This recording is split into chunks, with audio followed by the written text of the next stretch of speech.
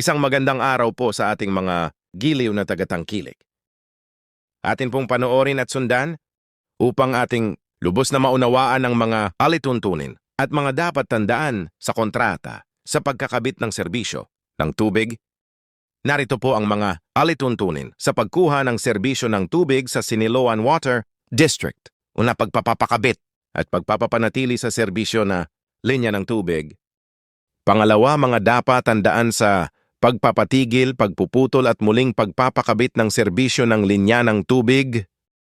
Pangatlo, mga dapat tandaan sa pagtatala ng water bill. At pang-apat, mga dapat tandaan sa pagbabayad ng water bill. Narito po ang kasunduan sa pagitan ng siwadi at ng mga konsesyonaryo.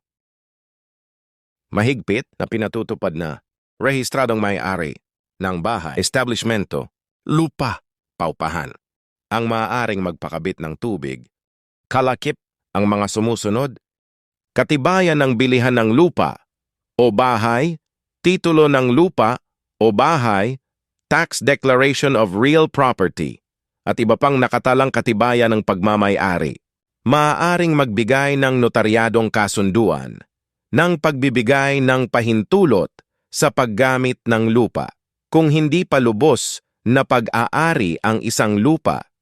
Narito po at panoorin ang water meter illustration.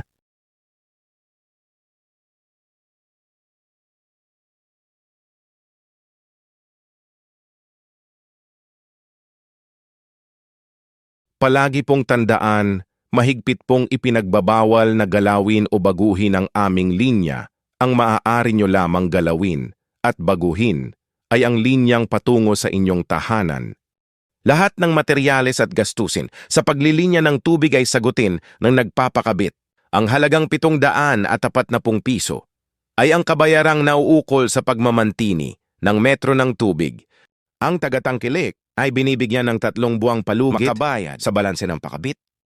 Ang siwadi ay walang pananagutan sa pagkatigil o pagkaantala ng serbisyo ng tubig sa mga pagkakataong hindi kontrolado o kasiraang sanhi ng mga depekto sa koneksyon. Obligasyon ng bawat tagatangkilik ang pangalagaan ng kanilang linya at metro ng tubig. Nakatakda na magbabayad ang konsesyonaryo ng halagang nauukol para sa customer's deposit. Mahalagang detalye sa illegal connection. Ipinagbabawal ang pakialaman at tanggalin ang magnetic lock, padlock, at plug na hatid ng pagkakaputol. May kaukulang multa laban sa tagatangkilik na hindi bababa sa 3,000 piso. Ano ang illegal connection?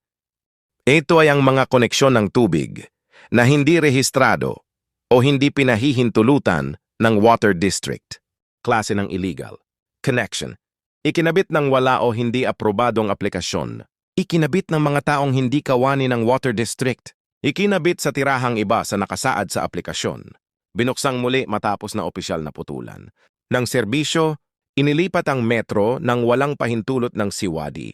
Ginalaw ang metro o ginamitan ng jumpers at iba pang bagay sa pang-uumit ng tubig.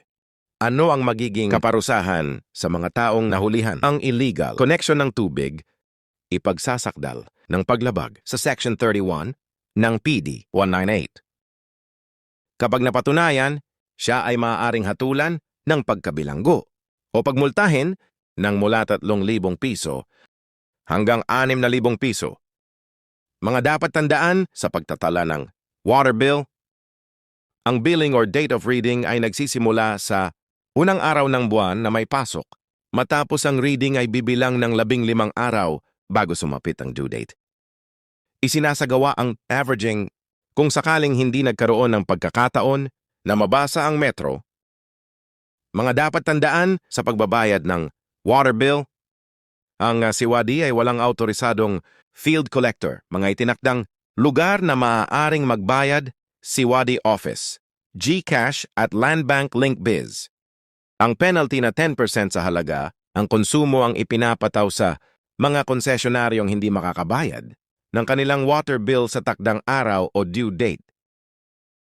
Naririto po ang iba pang mahalagang impormasyon. Bigas para sa maagap raffle promo. Maaari kang manalo ng 5 kilong bigas kung ikaw ay mapalad na napili sa raffle. Kwalipikado dito ang mga walang pagkakautang at nagbayad ng bago sa araw mismo ng due date. Schedule of flashing. Huling Biyernes ng bawat buwan, ligtas pong inumin ng tubig ng siwadi. Additional labor charge. 30% ang labor charge mula sa kabuuang nagamit na materyales. Availability of mailbox.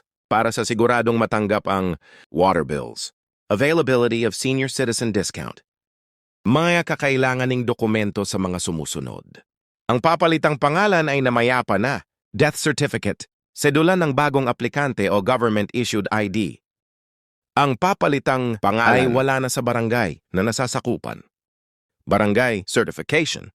Sedula ng bagong aplikante o government-issued ID.